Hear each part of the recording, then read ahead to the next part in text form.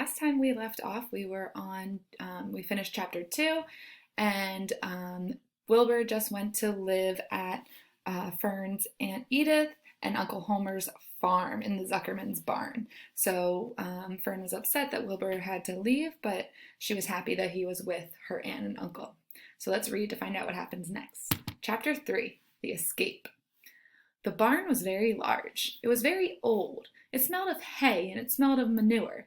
It smelled of the perspiration of tired horses and the wonderful sweet breath of patient cows. It often had a sort of peaceful smell, as though nothing bad could happen ever again in the world. It smelled of grain and of harness dressing and of axle grease and of rubber boots and of new rope.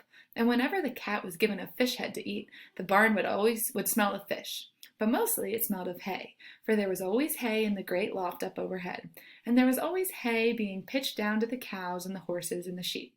The barn was pleasantly warm in winter when the animals spent most of their time indoors, and it was pleasantly cool in summer when the big doors stood wide open to the breeze. The barn had stalls on the main floor for the work horses, tie-ups on the main floor for the cows, a sheepfold down below for the sheep, a pig pen down below for Wilbur, and it was full of all sorts of things that you would find in barns. Ladders, grindstones, pitchforks, monkey wrenches, scythes, lawn mowers, snow shovels, axe handles, milk pails, water buckets, empty grain sacks, and rusty rat traps. It was the kind of barn that swallows like to build their nests in. It was the kind of barn that children like to play in. And the whole thing was owned by Fern's uncle, Mr. Homer L. Zuckerman. Wilbur's new home was in the lower part of the barn, directly underneath the cows. Mr. Zuckerman knew that a manure pile is a good place to keep a young pig.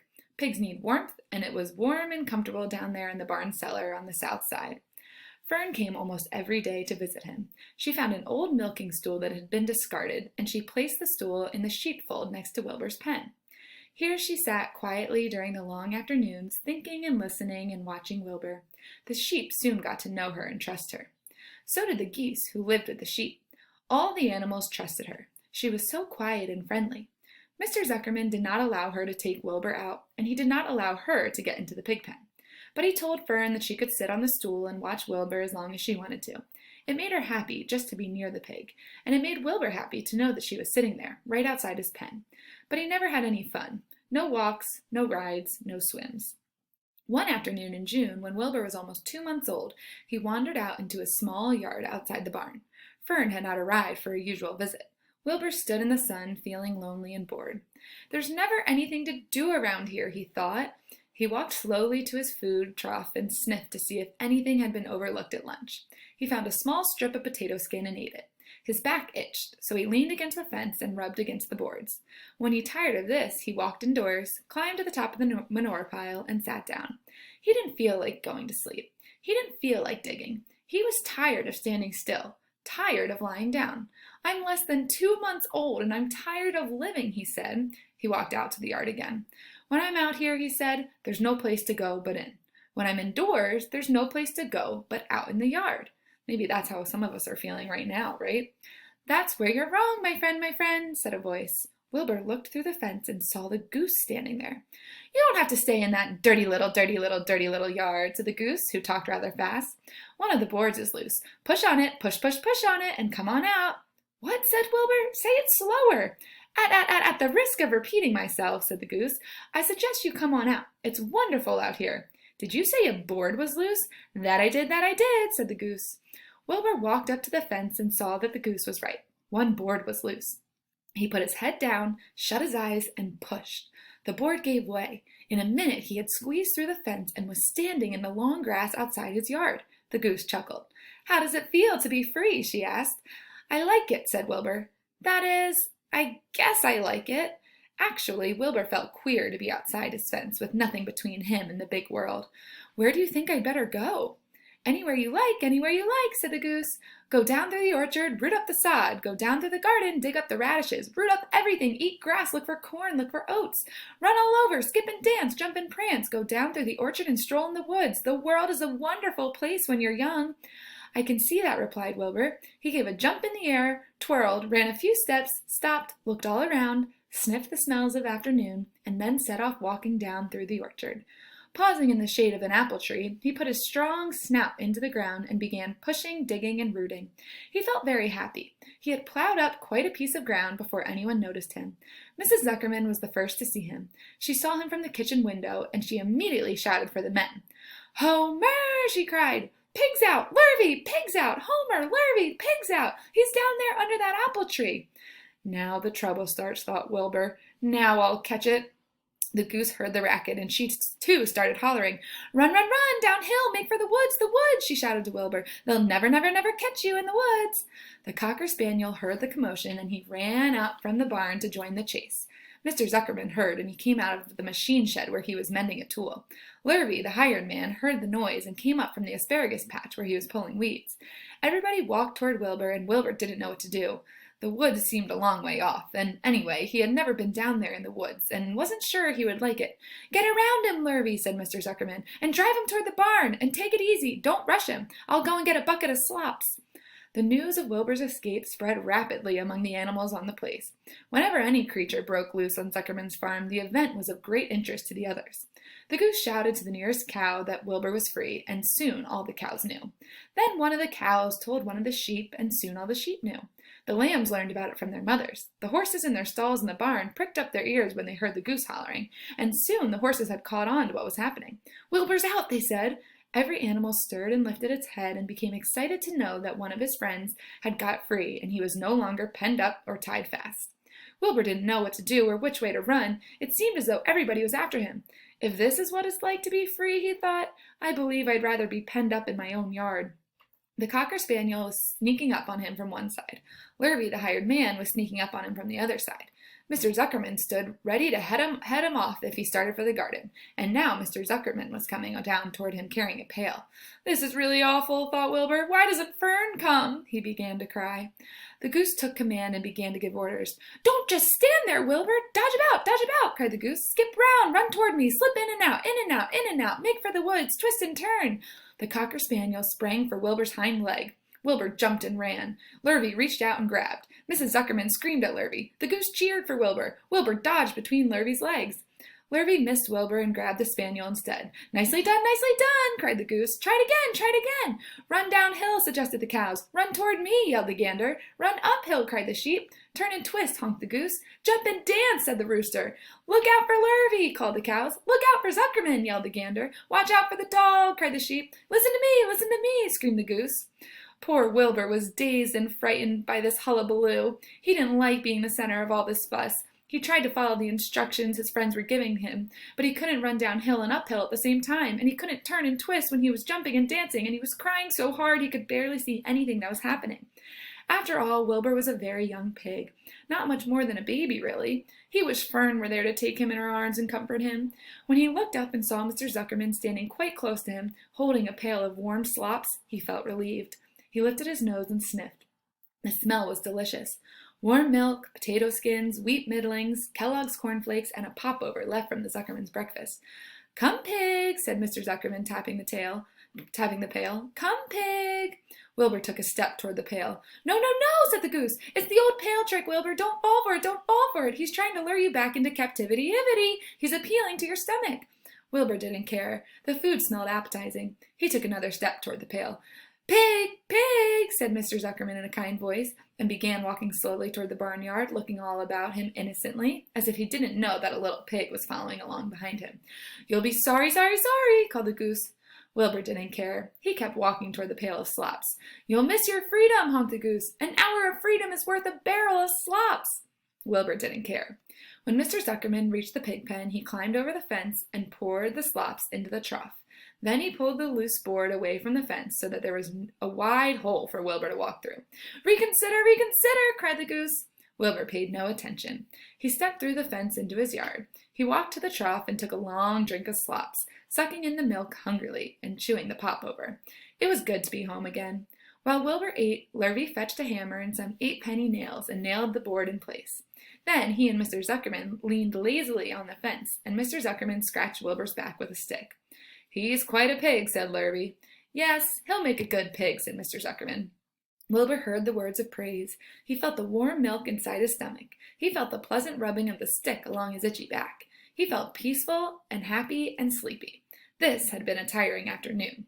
It was still only about 4 o'clock, but Wilbur was ready for bed. I'm really too young to go out into the world alone, he thought as he lay down. So that is the end of chapter 3.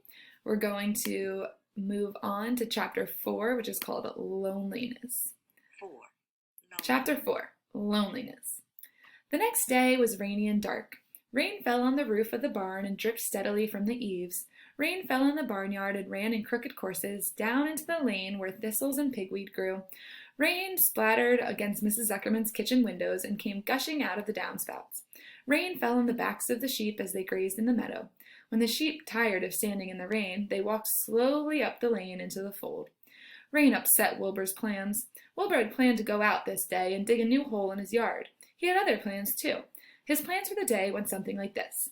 Breakfast at 6:30, skim milk, crusts, middlings, bits of donuts, wheat cakes with drops of maple syrup sticking to them, potato skins, leftover custard, pudding with raisins, and bits of shredded wheat. Breakfast would be finished at 7. From 7 to 8, Wilbur planned to have a talk with Templeton, that rat that lived under his trough. Talking with Templeton was not the most interesting occupation in the world, but it was better than nothing.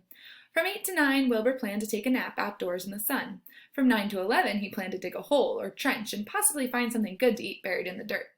From 11 to 12, he planned to stand still and watch flies on the boards, watch bees in the clover, and watch swallows in the air. 12 o'clock, lunchtime. Middlings, warm water, apple parings, meat gravy, carrot scrapings, meat scraps, stale hominy, and the wrapper of a package of cheese.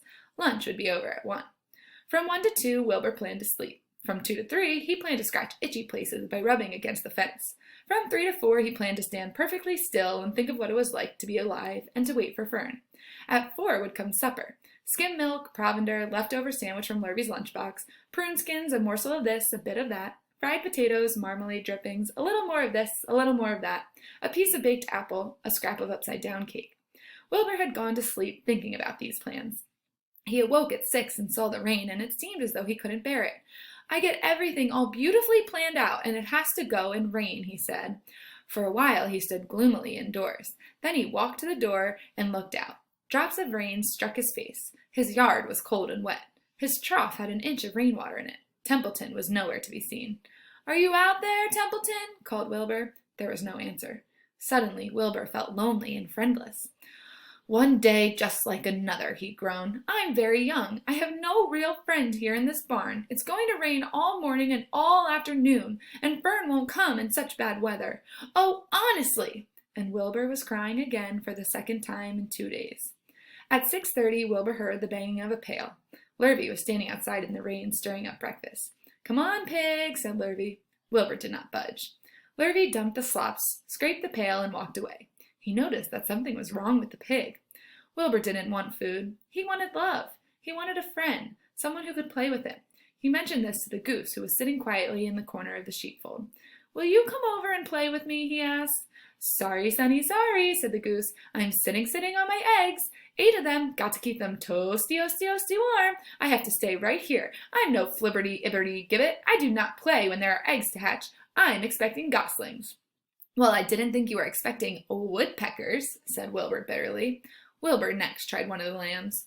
"Will you please play with me?" he asked. "Certainly not," said the lamb. "In the first place, I cannot get into your pen, as I am not old enough to jump over the fence. In the second place, I am not interested in pigs. Pigs mean less than nothing to me."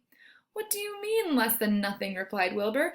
"I don't think there's any such thing as less than nothing. Nothing is absolutely the limit of nothingness. It's the lowest you can go. It's the end of the line. How can something be less than nothing? If there was something that was less than nothing, then nothing would not be nothing. It would be something, even though it's just a very little bit of something. But if nothing is nothing, then nothing has nothing that is less than it is."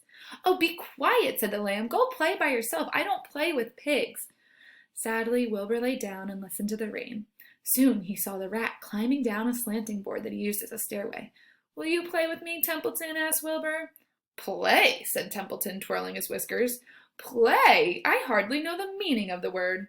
"Well," said Wilbur, "it means to have fun, to frolic, to run and skip and make merry."